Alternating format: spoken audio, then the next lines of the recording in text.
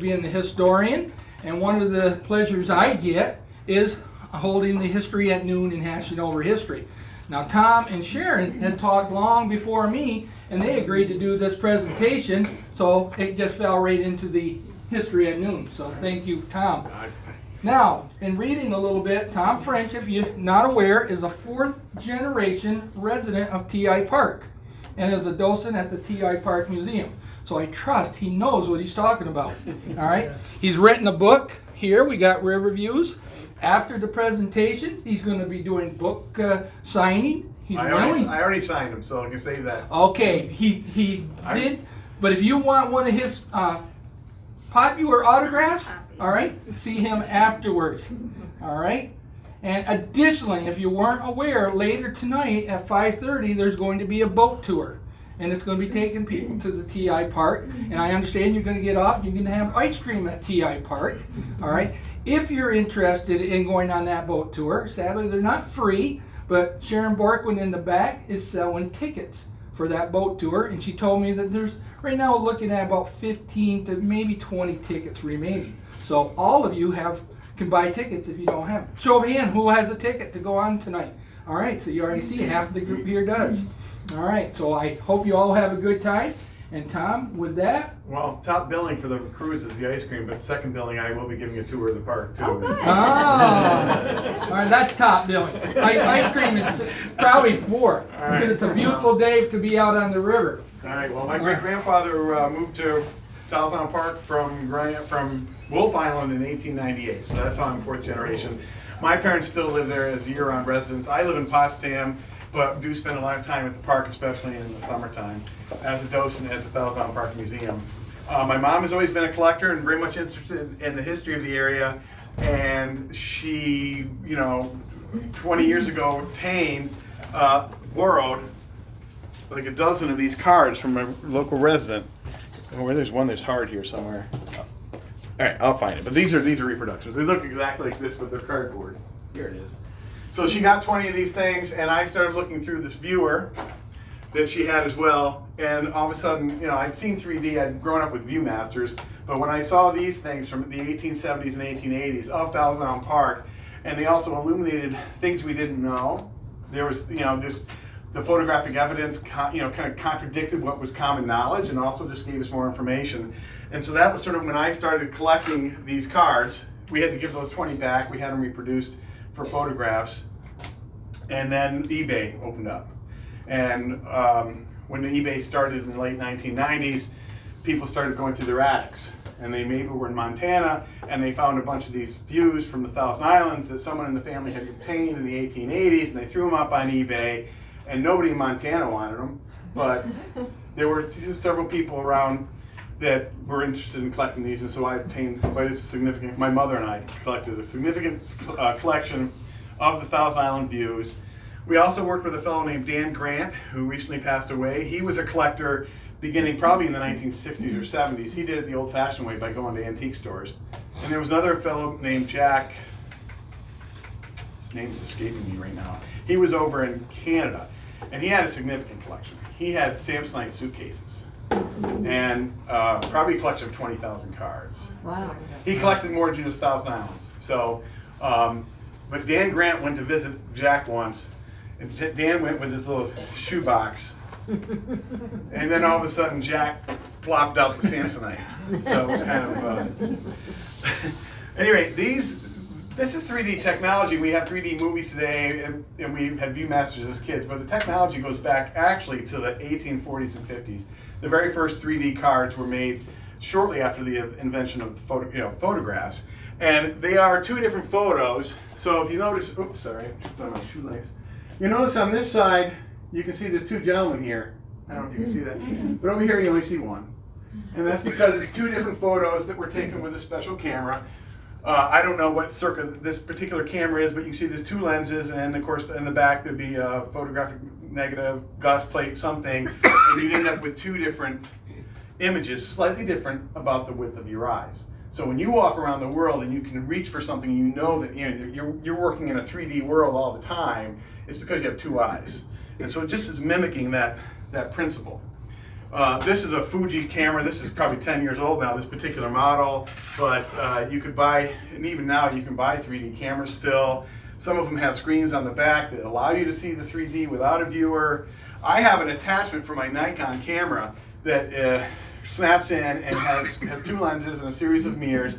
So when it goes back to my sensors, it's taking two slightly different photographs that I can then use a viewer to see in 3D. So that's me and my father pulling a dock. Now, back in the 1870s and 1880s, and even before that, taking a photo was very difficult. There weren't Instamatic cameras. So most of the people who had cameras were photographers, and they had this equipment. And they might have a studio with a dark room in the back, but if they were going outside to go to a certain place to take outdoor pictures, they would take a portable dark room. And you can see it here in this picture. This is a Stoddard, Adirondack photographer. So he would get into that thing, take a glass plate, spread this emulsion on the glass plate, put it in the camera, all underneath the tent, and when it was all ready and sealed, and of course no light can get on it, he'd come out. He had about 15 minutes to take the picture, or else the emulsion would start to go bad. Stoddard also took 3D photos, so his cameras would have had two little I'm going to say plastic caps. They weren't plastic, obviously, but he'd take the caps off, stand back for a few minutes, seconds, to expose the plate, put the little things back on, and then he would rush back into the portable dark room, wash off the emulsion, and he'd have a glass plate which was a negative that he could then use for making photographs back in his studio. Now, McIntyre is a photographer in our area. AC McIntyre, he took 20,000 pictures, we think, of which many and most are probably lost. And there's still some out there. I occasionally see one I have never seen before. But he too had a portable darkroom. This picture was taken down near Brockville at a place called Hillcrest. And that is probably his portable darkroom right there. That's actually his little yacht. A yacht, by the way, that he purchased on Lake Ontario. And he went to pick it up around Memorial Day in like 1878. It's in the book, the information. And while trying to get to the St. Lawrence River, had to pull in because of all the ice in late May. So he had to wait. So anyway, just a comment. You'll see that the picture does have sort of a time lapse to it because the steam. It would take a few seconds. This is a close up of the what I believe to be the portable darkroom. And this picture demonstrates, in my mind, the art of 3D photography in multiple ways for the photographers of the 19th century. Uh-oh.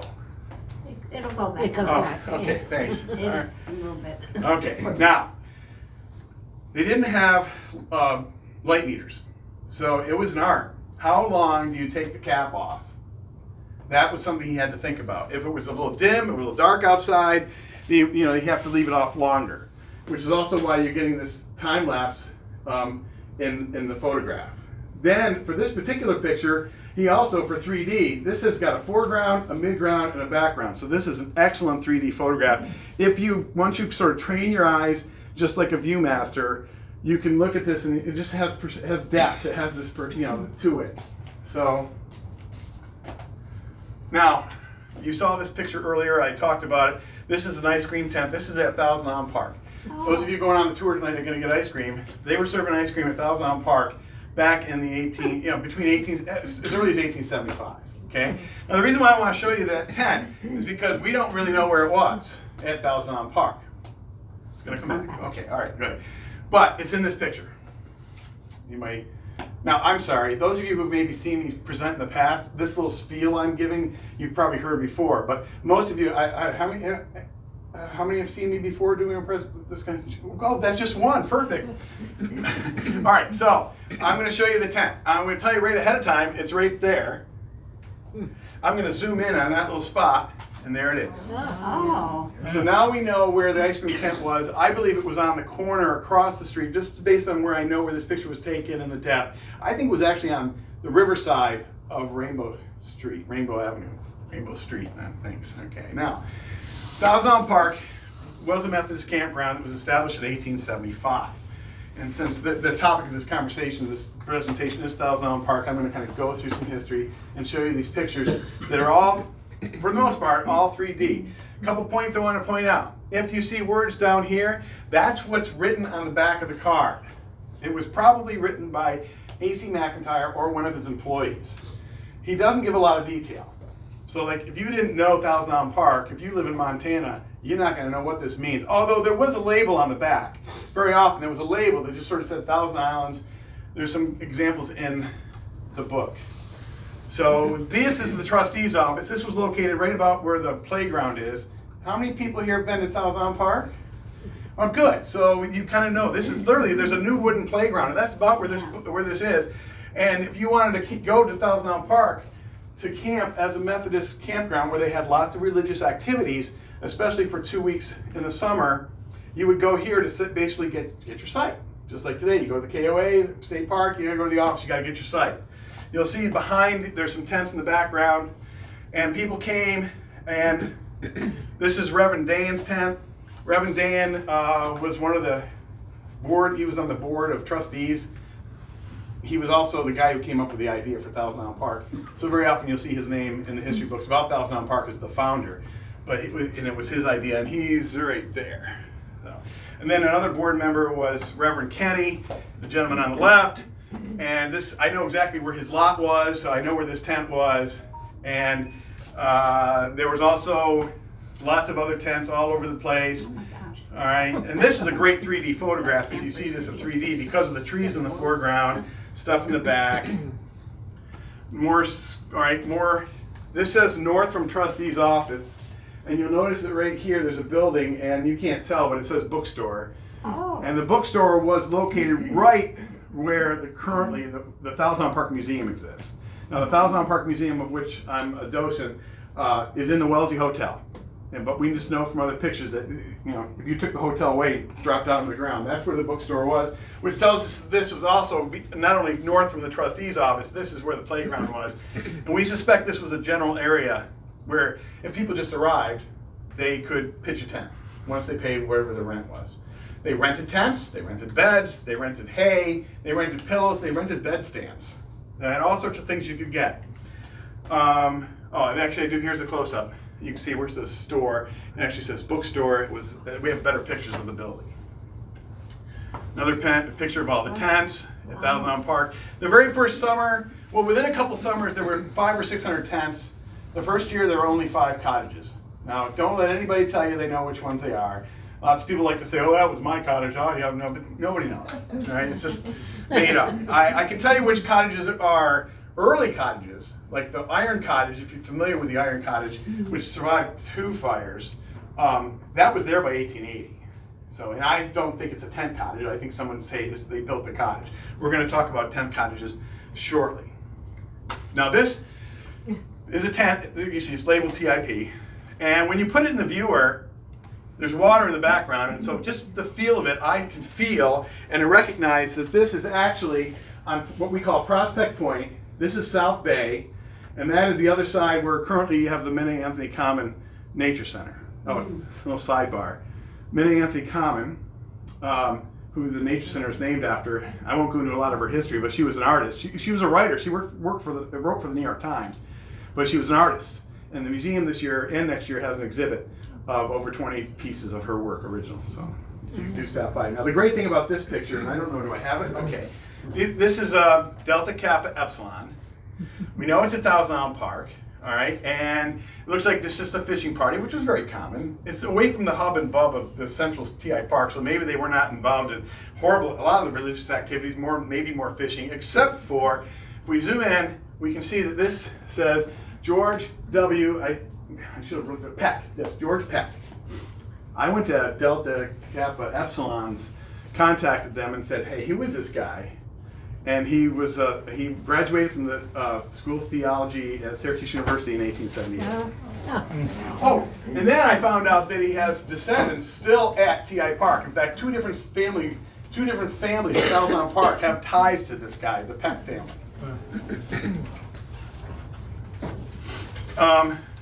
I threw this is a cool little tent, and it has their name up on the tent here. It says Haven.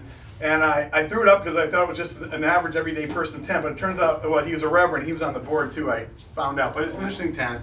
And it's also, the interesting thing about this photograph, this is not an AC McIntyre. This one is by a fellow named, this is a Holmes photograph. I've only seen 2 or 3 Holmeses from TI Park, but he was another photographer and obviously doing work in the area. All right, and this one here, this is labeled Thousand Island Park, and it says Marchmont. And again, the American Canoe Association had their annual, I'm going to call it a convention, the gathering, early on, right out at a place called Canoe Point, which is a state park on Grindstone Island. And several of the views, I believe, are of that. And McIntyre was notorious for not labeling well, but this is a group of people with a tent that says Ogdensburg. I have another one that says Canton, and I have another one that says Minnehaha, which is in the Adirondacks. And I suspect that those photographs are people that were coming to the ACA, and that many of those pictures were taken out at the ACA convention or gathering. This one could be too. This could be mislabeled because there's the canoe and there's the name on the front. So, but again, it's a McIntyre 3D photograph. This one is at Thousand Island Park, and I don't have the blow up. I think it's in the book. They rented tents, as I mentioned, and right up here it says TIPA Thousand Island Park Camp Meeting Ground. Those initials. So we suspect that this is a rental tent with an early front porch. Now, they came. If you came to Thousand Island Park and you knew you were going to come every year, you were really into the religious activities. You could essentially say, I want that site every year. I want to be at that campsite, and so you leased that lot. And they were mostly for the most part 40 by 80 feet, and it was a 99-year lease. Now those leases are still in effect at TI Park. They rolled over, or they have rolled over. Most of them have rolled over at least once. If you bought the lot later, there are some cottages at TI Park which are newer, and those are new building lots, so those leases perhaps have not rolled over. But if they have a building lot and you purchase the lot, it's a 99-year lease. And yeah, you own your cottage at TI Park, but you don't own the land. Okay, which is a whole other complicated scene I don't want to get into today. But if you decided you were going to go to TI Park, you had to be there every year and you wanted your own lot, there were several things you might do. Of course, the first improvement would simply be to put a platform underneath your tent. Okay, that's going to help you a lot. Now, I'm going to zoom in here. I want to point something out. So I'm going to zoom in to the guy on the right, and there's these things, which I suspect are some kind of lanterns. I'm going to come back to those in a bit, okay? But just, you see them there. Now, your next improvement is to build what we call a summer kitchen. And so here, this picture is taken from a hotel, which you're going to see. There was a tower, and so this is looking sort of downriver towards Rock Island Light. Rock Island Light would be over here, and the bathing beach at TI Park was over here. This is Goose Island right there. So it's looking down in that direction, and right here you can see there's a couple tents, and there's 2 summer kitchens. And the summer kitchens were where you would store the tent and other things in the wintertime. And then in the summertime, you'd use it for maybe a cooking area or keeping, want to keep critters away from certain things. If you walk around TI Park today, you will notice that many of the cottages have this little weird structure on the back.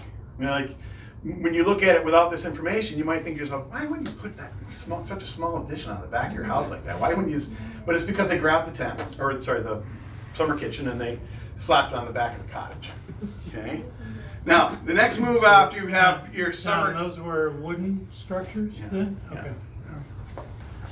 So the next move is to take your platform and use literally just built walls on the side of it, and that was your next first thing. And then later on, you might build these things out. The porches are after the fact. So this place here has a very small porch that comes out. And the other thing is that you'll see in some pictures, I don't think I have it here, but if you come to the museum, I will show you. Once you put up the sides and the walls on your platform, we have a picture where they literally put the tent around the side, and you can see there's a bed in the tent, and eventually that tent would become an addition. And my father is a contractor, or was a contractor, he's retired now. He had to you can see it's right on the ground.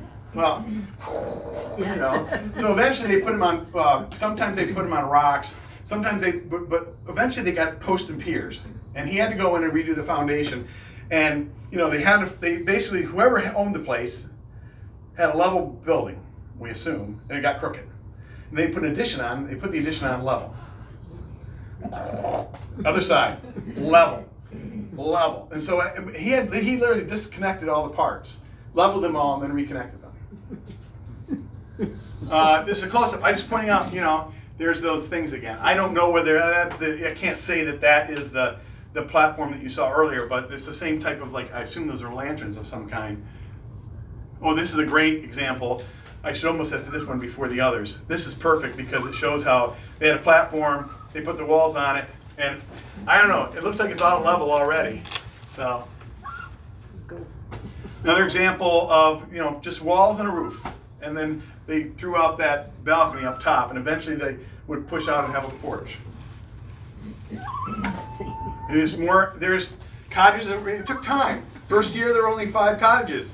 But at some point, you know, there's still tents going on here, but it looks like there's a cottage here and you've got those 2 cottages. All tent cottages. If you drive around TI Park and you're in the historic district, which is where all the cottages are really tight and close together, if you notice that it's pretty narrow in that central gabled structure, then if you were to walk in, there's a good chance you're walking on the original tent platform. Many of the cottages at TI Parks are not tent cottages, and to really know for sure, you really kind of have to do a little archaeological investigation. There's some that are obvious. I mean, I know some that are just obviously old tent cottages. This house is still at TI Park. I know where it is, and tonight, if you're on the walking tour and we have time, we might walk by it. That's a roof, the second story, but that's a tent cottage. This is I don't know where this one is, but this one, there's a tree going right up through there. They built right around it when they put the second story porches on. So. All right, now, larger and lost cottages. So the first picture I have here, that's the Iron Cottage. And the tennis courts are down here now, okay, and the main green is over here. And like I said, we have photographic evidence to, you know, at least 1880 showing that the Iron Cottage was there. But the cottages next door, this is actually looking down the other way. So there's the Iron Cottage. This picture is probably taken about where there's a basketball court now. This actually says sanitarium on it. And these pictures are 1885 or before. And I've now spoken to the Trudeau people in Adirondack Lake. Trudeau, they're, as a tuberculosis cure cottage center, they told me that easily could have been, this could have been a TB facility. But Trudeau is the first person who really, what's the word? He made it big. He made it, you know, he had a system, and so it became famous for that reason. So this could have been like some kind of cure facilities. And then there's these 2 other cottages here, which I'm going to get into right now. So let me go back one more day. I'm going to show you a cottage that's right here. All right, none of these cottages exist today because of fires. But that is somewhere between the Iron Cottage and the sanitarium, and it's the only example of a Gothic architectural cottage that we have at TI Park. This cottage burned in 1890, okay? Now, and you can see all the tents around it. Now, as the only cottage at TI Park, I don't know, is it neighborly peer pressure? Because for some reason they removed the Gothic nature of the thing. They took the time and energy and money to get rid of that Gothic architecture, because that's the same cottage. We can identify this cottage, still more tents in the background. And this is another picture. This is not a McIntyre, and I suspect this was taken from the hotel. These buildings all burned in 1890. That's the Iron Cottage. That's the one that had the Gothic architecture, and that's the one next door that you saw in the other photo. So. Now, this cottage still exists at TI Park. This is at the end of Headland. The only reason why I pointed out is that this is probably not a tent cottage. There's just, the ridge line is wrong. You might look and say, well, that's a narrow, but the ridge lines are all wrong. So we suspect that it was built on the coast by someone who wanted a cottage there. Now, this is a pretty well photographed picture, because this is taken by A.C. McIntyre, and this is the same house taken by a guy by the name of James Essen. James Essen was world renowned as a photographer, He took pictures. He's got Ottawa, Toronto, Northern Michigan, Lehigh Valley Railroad Series. And I've even seen a picture that it was taken in Egypt. It's labeled as an Essen. So he was pretty world renowned. But at any rate, people pirated these images. So let's say I got this picture and I have a copy of it and I want to make some money. This is complete copyright violation today. But this particular one is the same picture, but now it's been labeled by somebody else. So this is a pirated picture of an Essen. And then probably a photocopy of a photocopy of a photocopy. And you know what happens when you take a photocopy of a photocopy of a photocopy. Eventually you can't quite see it. So then what they started to do when they were pirating is they start to color it in. All right, so. And if you see, this company, I've seen a few other companies, if you see where it's been colored in like this, it could be that it was done to an original, but it also could be that they're just trying to, they have a copy of a copy of a copy they're trying to spruce up. And that's just, this cottage here, again, not a tent cottage, most likely. It has this wheel up in the thing. And there is a cottage at TI Park that has that structure, but it doesn't look like this cottage for many reasons. Could be the same cottage, but anyway, I threw that in the presentation just so you can see another example of a cottage. Oh, I got one more. Now this is called the Heron Cottage. It says untitled, but if you look carefully, right in the peak, right here, I have this pointer and I'm not using it. Right up there in the peak, there are these herons. Oh. Now, when you come out of the Guzzle or the Wellesley Hotel and you walk diagonally across the playground, there's a little path. This cottage is right in front of you. And if you look up, you'll see the herons. Okay? Also, this is tin. We have some of this in the museum. Some examples of this tin ridge. I just caught that. But anyway, this is the cottage. Unfortunately, we have this picture, which again, it looks like the same cottage, and there's the herons. And now it's on the coast. This is the coast of TI Park, and this is a street called Union Avenue. I could show you lots of other pictures to prove to you that I know this is where it is. So now we have the same cottage in two different locations. Moving buildings was very common. They moved cottages and large structures. There was a boarding house that was as long as this building, and we have proof of it being in two places. At any rate, you might be asking yourself, well, how do you move a cottage? And you do it in the winter. Right. So this is actually moving a house on ice in winter 1911 Clayton. Wow. We know this house was on Round Island and they moved it to Clayton. It's still in Clayton. Other than Tom. I don't want to hear from you. Where's Tom? He's outside. Oh, okay, great. Does anybody know where it is in Clayton? Anybody recognize it? All right, it's right across the street from the Surefine. Is it still Surefine up here? Yeah. Yeah, you look right there. It's kind of falling apart, but it's got the same, it's got the same dimensions, same thing. Some of this isn't there anymore, but that's the house that was moved from Round Island. So one year in TI Park, they were moving a house, and they got to what we call the Four Corners, and then all of a sudden a heavy snowstorm came in, and they basically left it there all winter. And my family was in the service economy. My great-grandfather, grandfather, and my father were all contractors. So this is what we did in the wintertime. We moved cottages because someone wanted to move. We built docks. We did all this kind of stuff. So, all right. Well, TI Park was a significant religious campground by a group of Methodists who had very strict rules. So there's no dancing. There was no drinking. And most importantly, for later in the story, I'm sure there were other rules. There was no gambling.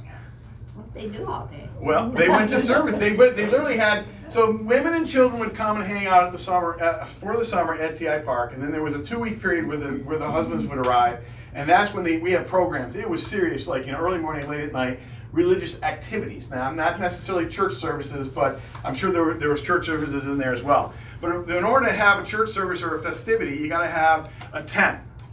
And a structure. They called them the Tabernacle. There's one at Martha's Grove, right? Martha's Vineyard. This place over there. Yeah. There's Round Island, and there's one in Ocean Grove, New Jersey. They all had their tabernacles.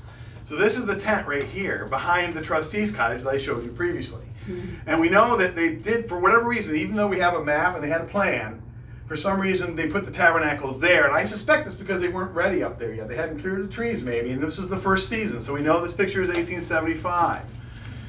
and then a strong wind blew it over. So then they moved it to a different location. When it blew over, they didn't have anywhere to do their services. So this one says service at Thousand Island Park. It's pure speculation, but I suspect that the reason why they're having their church service here instead of in the tent is because it had blown over and they hadn't gotten their act together after it blew over.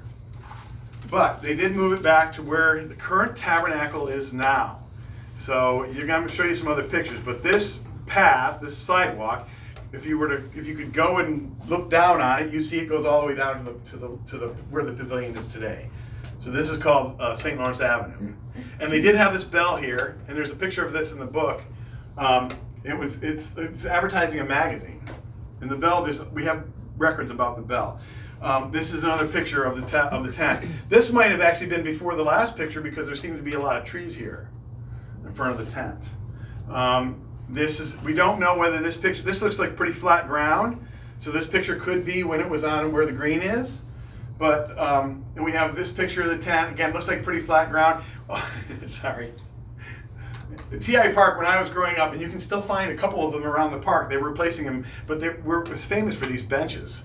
I shouldn't say famous, but there's still a few around. Very uncomfortable things, but they might have gone right back to this original thing. Now this one, if you look at this in 3D, and it's in the book, feels like once you get the perception, it feels like it's going downhill, which makes me think that this could be back in the back of the park where the current structure, the tabernacle is. This is a beautiful Essen. If you look at it closely, it's hard to see in this picture, but right there's a wooden sidewalk coming right up and coming in, and there's actually on the other side in a view where you can see it. This thing there's gas lights right here. These are gas lights. They had a gas plant, and at night it would have been glowing. It would have been quite a spectacular sight to see.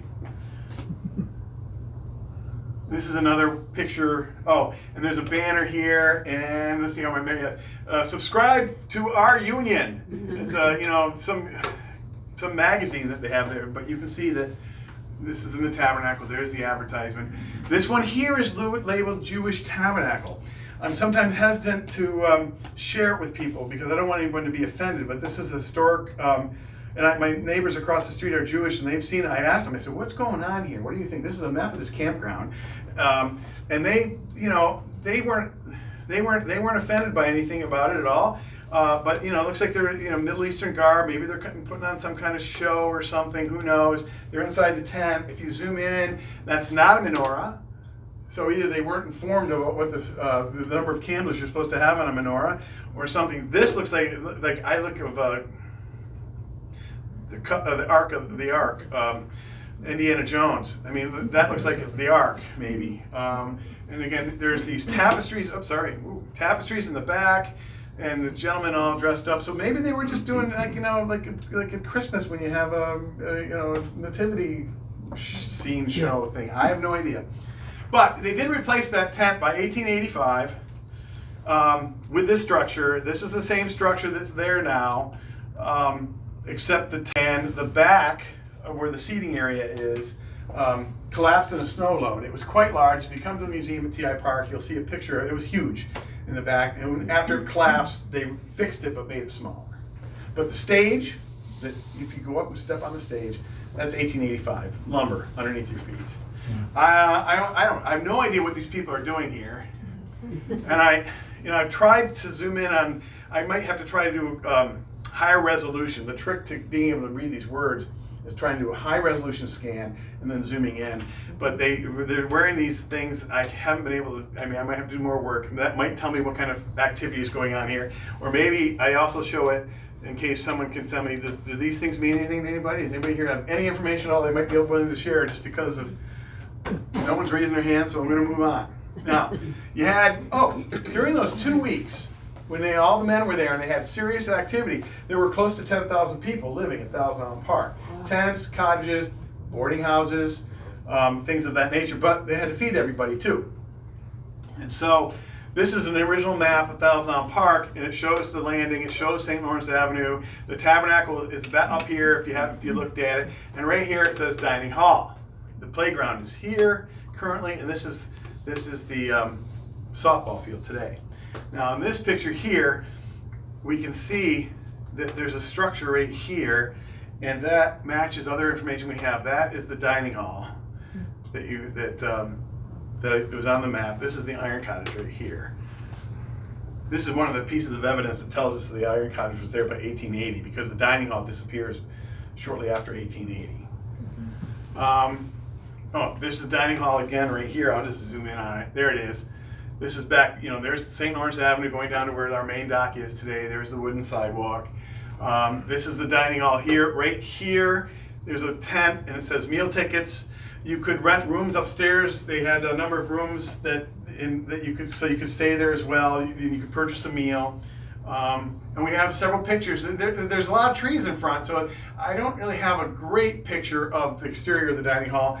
I've got two pictures showing the inside, and there's words back here, and again, as hard as I've tried, I've been unable to figure out what those two posters say.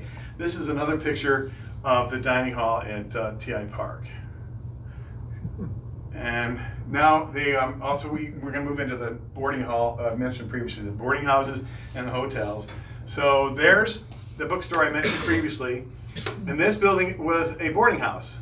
And the original store where the Guzzle is currently, the ice cream place, that's this building here. That was the original building. It was expanded in 1885. I don't have any 3D pictures of it, but if you come to the museum, I can show you more photographs about the history of that site. But the reason why I want to mention that's called the Wesley House. It was a boarding house because this is showing you a close-up of the building there. And I show you that so that when I go to the next picture, I can tell you again, there's the bookstore, and we know for a fact this is the Wesley Hall. And on the back of this card, it's identified as Philip Bliss. Now, Philip Bliss was a famous hymnist in the until 1876. So he died in 1876. We know this picture then is taken before that.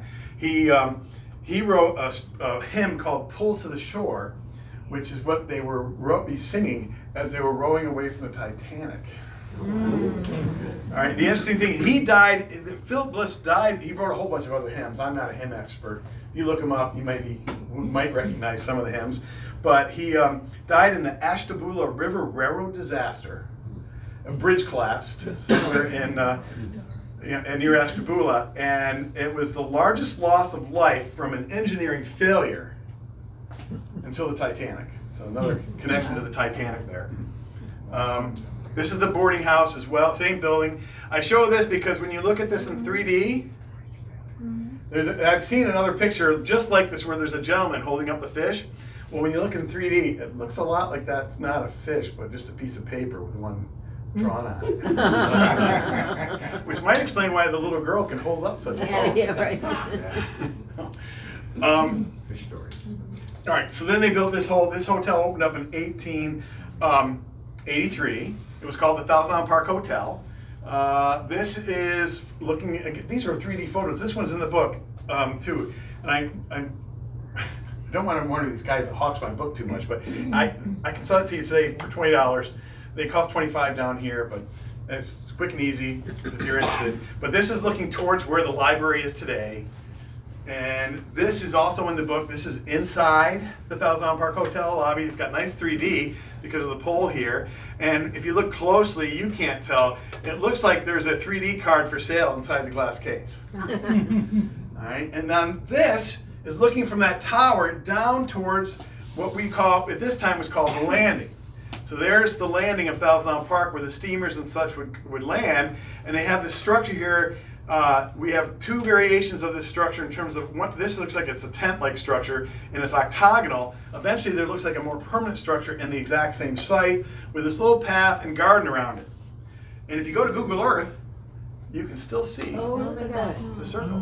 Wow. Cool. Now, I think you all know how this story ends, or I hope you do. The hotel. There's the sanitarium, and these are the other cottages I've shown you previously. But I don't think you know the whole story. So the winter of 1889, 1890, there was a strong wind, and somehow it blew this tower down. So that spring, in the spring of 1890, they fixed it. Not only did there was a courtyard in this building. an open courtyard. I got to tell you, lots of people were enamored by the Columbian Hotel, and it would be cool to walk through the Columbian if you could go back in time. I want to go back to this one. Courtyard, and I want to go back in 1890 because not only did they rebuild the tower and make it higher, they added a glass atrium over the courtyard, and that's what you're seeing here with this little wedge structure. And I can zoom in from a different picture, and you can see there's the glass. It would have been really cool, I think. So anyway, they finished it up, had it ready for opening in by July of 1890, and of course that August it burned. There was a guy there who had a camera named Stebbins, and so he took this picture and he made these cards and he sold them to make money. We suspect it was arson because there was a gentleman going around that day telling everybody it was a fire trap, and he seemed a little bit off. It was over capacity. They had people sleeping in the lobby. Oh no. Fortunately, 4 gentlemen were playing. Near my God to thee? No. No. Poker! They were gambling! I don't know, maybe they even had a couple flasks. I don't know, but they smelled the smoke and got everybody out. Only one person passed away. About 10 buildings went. That whole street that I've shown you several times, and the stores on the other side of it. Anyway, there's one of their gas lights right here. There were at least maybe, some people will tell you there were 2 gas plants, and there might have well been 2 gas plants. And there was definitely something there to make gas, hydrogen gas, because they had gas lights and stuff in these buildings. Anyway, this one here is unlabeled, this particular photo. We know it's Thousand Park. I can recognize this thing here. There's the Iron Cottage. I suspect this is the first fire because, as you'll see in a few minutes, the other fire, the pictures just have a different, they're more modern. They have a different tone to them. So I suspect this is the first fire, and you can see where they got the stuff out in the yard there. The Iron Cottage did survive. I guess I could zoom in and see if there's a building here, because there was no building there for this fire, the first one. But anyway, they replaced it with a Columbian. This is a 3D photograph of the Columbian. The heyday of 3D photographs where people were buying them as souvenirs. And there was an episode of Little House on the Prairie where the girls come running in saying come over to the house, we've got some new stereo views. So this was like, people went places, this was a souvenir. And the heyday it wound down by 1900 because of the introduction of postcards, different types of souvenirs. So, but there were still smaller markets for these 3D photographs, often for educational sets in schools and things. And when I was in school in the 70s, I think it was Earth Science. They had this little gadget, maybe you remember, you were looking down and you could see the topography of the mountains, whatever.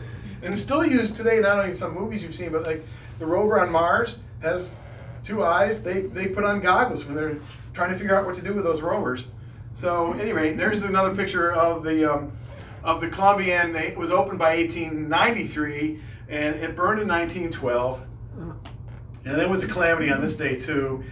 After the 1890 fire, they didn't have any water suppression. So one of the first things they did is they built a reservoir up on the back hill, the remains of which are still there. Good. That makes me nervous, I gotta tell you. At any rate, so they built the reservoir, and then, but the problem with the reservoir is that, it would algae up. And so every couple of weeks they would drain it, do some cleaning, fix it up and stuff like that if there's something needed fixing, and then refill it, fresh water. Anyway, on the day of this fire, which was started, we believe, by paint rags, spontaneous combustion, as soon as someone discovered the fire, they ran over to the chapel and started ringing the bell to let everybody know there's a fire, but there was also a funeral going on at the same time. And so at first nobody came running because they just figured it was a funeral. Now eventually people realized, there's yelling, screaming, I'm sure, the smell of smoke. People came running, and then they realized that the reservoir was being cleaned that day. No. There was a stiff wind coming from Clayton, and you can see it in these photographs. And they also had, I've shown you pictures of the wooden sidewalks. So the wind blew this fire sort of to the east, and it went from one cottage to the next along the wooden sidewalks, then through sparks and stuff until around 100 cottages burned. Oops, I did go twice. These aren't 3D photographs. I'm throwing these in there just for information. But anyway, this picture, this is where the Guzzle, the ice cream parlor, is now. That's the hotel right here. The Iron Cottage is this little peak right here. You can just see it. They're actually, the house next door by 1912, there was a house next door, and of course the house next door, which is called the house next door. That's right. If you go look at it, that's what it says. The iron cottage protected it, so it survived the fire. And there are also two other cottages, you can't see them in the photograph, that were sort of out of the path of the wind that also survived. This was one of the suspected gas plants. It's made of brick, so it survived. By this time, I've seen pictures that suggest it was like something to do with electrical power, because there was electricity at TI Park by the time of this fire. So that's one view of the destruction. There's that building that has something to do with electrical power, roots in a gas plant. This, of course, would be like maybe where the store is, based on where we are. That's a slightly different picture. There's a sidewalk that may or may not be. I'm looking at it. They had cement sidewalks, but they had a lot of. We have a picture of a wooden sidewalk right next to the hotel. Where are we going here? Okay, even today, those of you going on the tour, we're going to walk up this sidewalk and we're going to go out like that. And we're going to go and we're going to come back in, and that little push out in the sidewalk is from where the hotel used to be. And there were steps here, which I have pictures of things going on the steps. All right. Anyway, oh sure. Okay. Next topic. I'm trying to put this together in some type of logical order. So this next little section is going to be kind of about what's going on the shore. And this was the first dock at Thousand Island Park. As I mentioned earlier, it was considered a landing, a steamer landing. And this is A.C. McIntyre's little boat that I pointed out to you earlier. And I'm just zooming in here. There's his boat, the horses with some type of low boy type wagon. And you'll see along the shore, there's nothing there. And that tells me this picture is like 1875, 1876. This is early at Thousand Island Park, because we have tons of photos that by 1880, that whole shoreline is just lined with this skiff house. They were skiffs. So these doors would open up, and you could slide your skiff over. You could rent skiffs too. This is showing the skiffs that I used to. Skiff houses are more here. This is more skiff houses that even today we have a building there that mimics that. And of course, if you go down to the pavilion and walk down to the dock, the ramp is still there. I'm sure it's different lumber. They also had this little archway that you would walk through. Ticket booth here to get tickets for the steamers. And then again, there's the archway. The library is right about in here. This is not the library.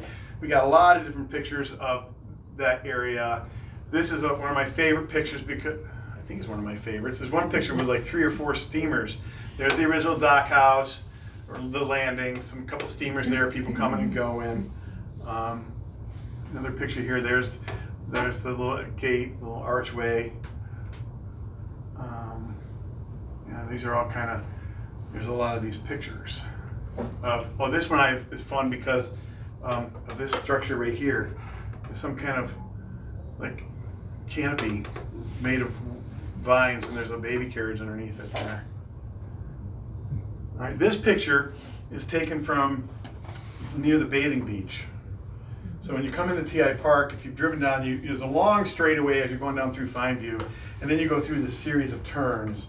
And then finally there's one second to last turn, technically, I guess. There's one more like 90-degree turn, and the river opens up on your left, and that's what we call the bathing beach, and that's where this picture is taken.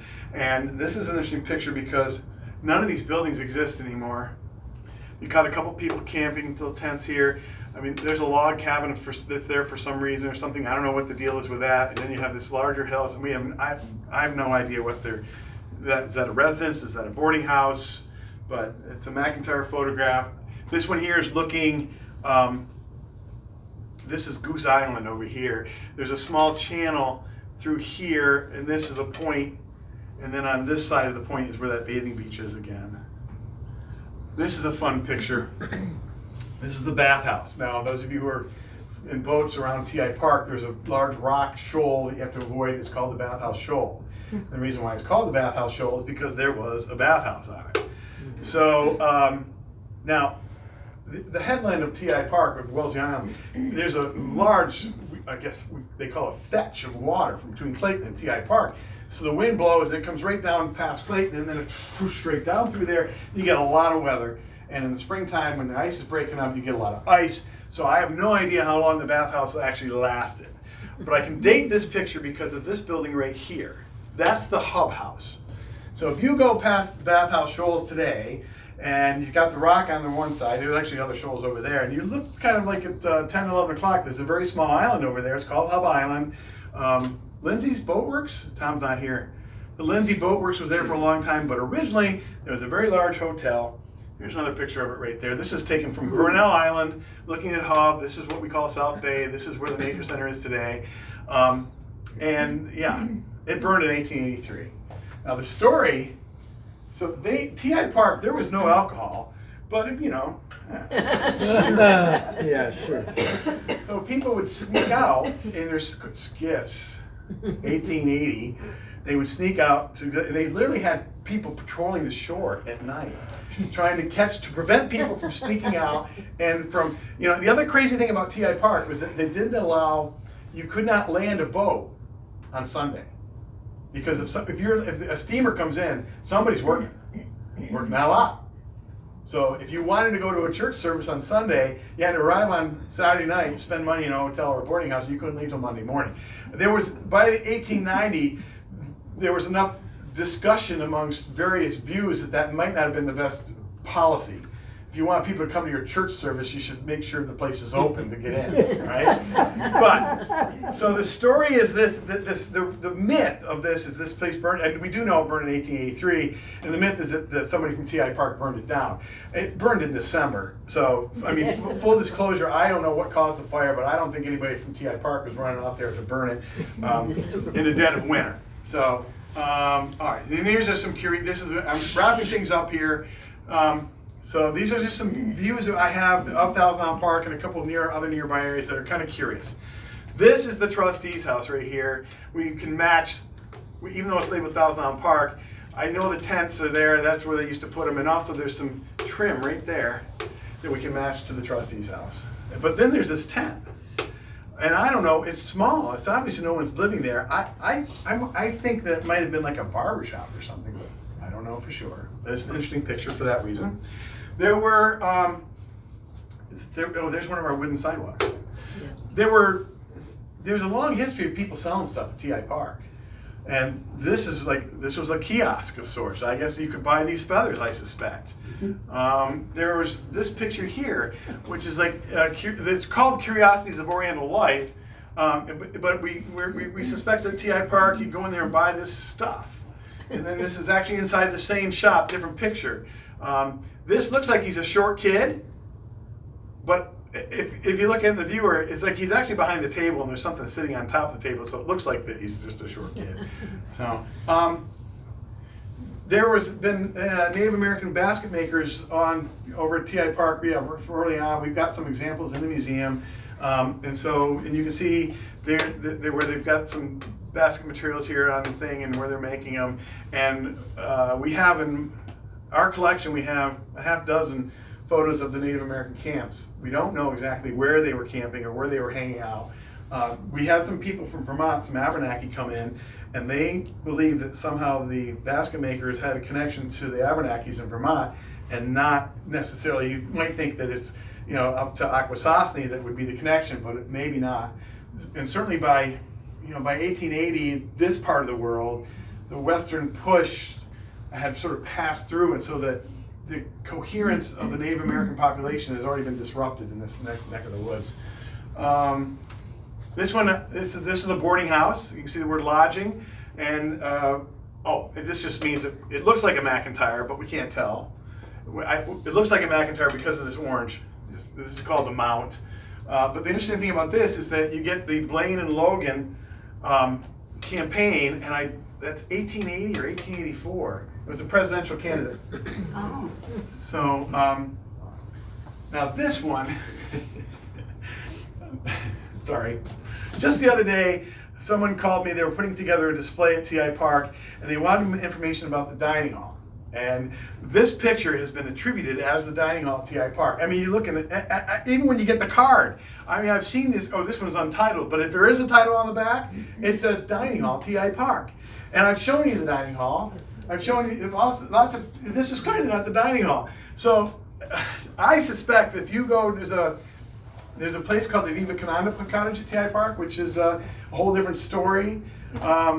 But the road that goes up the hill, that's called Observatory Hill, Road.